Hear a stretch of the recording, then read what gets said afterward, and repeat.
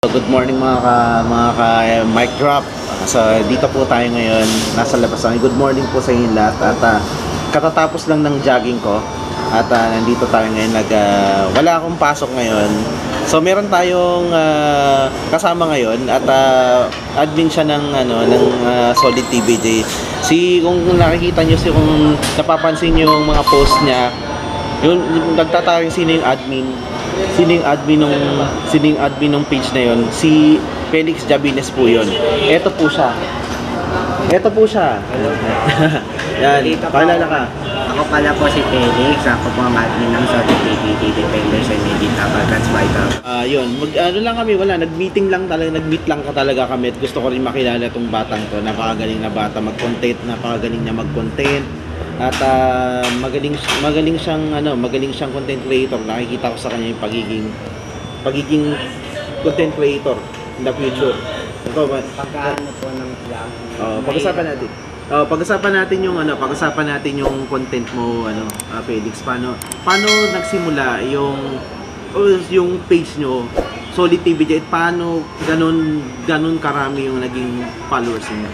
Bago lang po ako sa page na yon. Inayan lang niya ako ni John Kevin. At pumayag naman po ako, pero pinapasok niya ako sa page at nag-edit na lang ako. Kadalasan sa TVJ, malapit na po mag 46 years.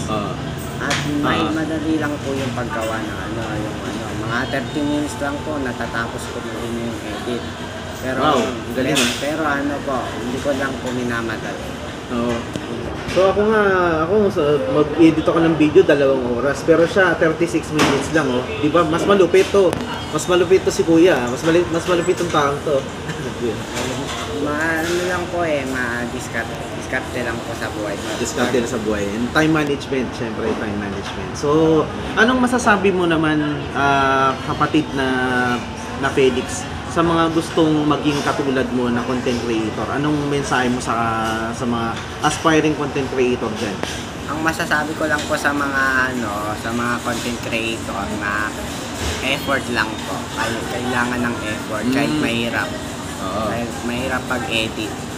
Kahit ako nga po, nahirapan din po ako minsan kapag hindi ko lang naisipan ko din naman po.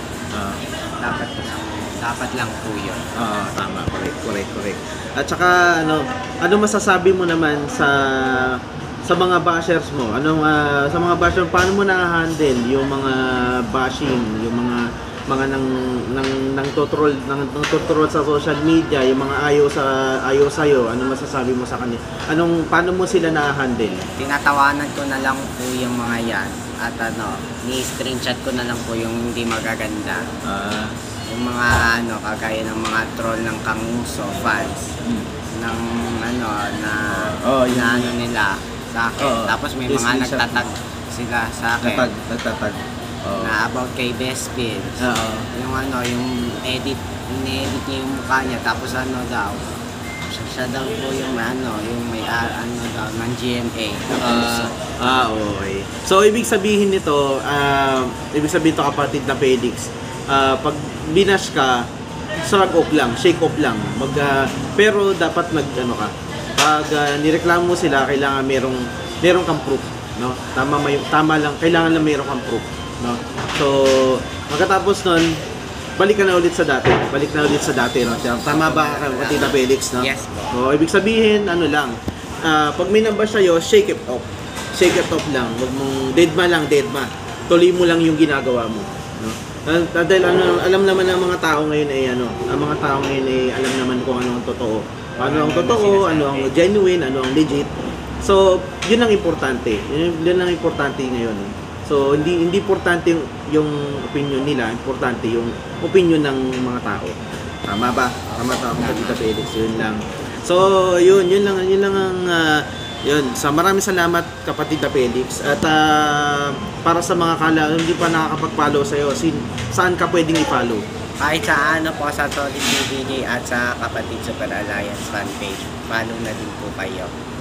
Yan. Ako po yung admin ng pero po bihira lang po ako mag-post. Yung iba po nagpo-post din naman po. Ano masasabi mo naman sa mga fans mo, sa mga sumusuporta sa page mo, sa community mo? Keep it up po. Keep it up. Keep it up. Yun. So, yun lang sa atin. That's all for my video. At kung hindi pa kayo nakakapollow sa page ko, don't forget to like and subscribe and follow my Facebook page. So, follow me on all my 7 social media accounts. Don't forget to visit my website, www.lmtbdigital.com. So, thank you so much for watching and see you on the next video. Maraming salamat. Mic drop.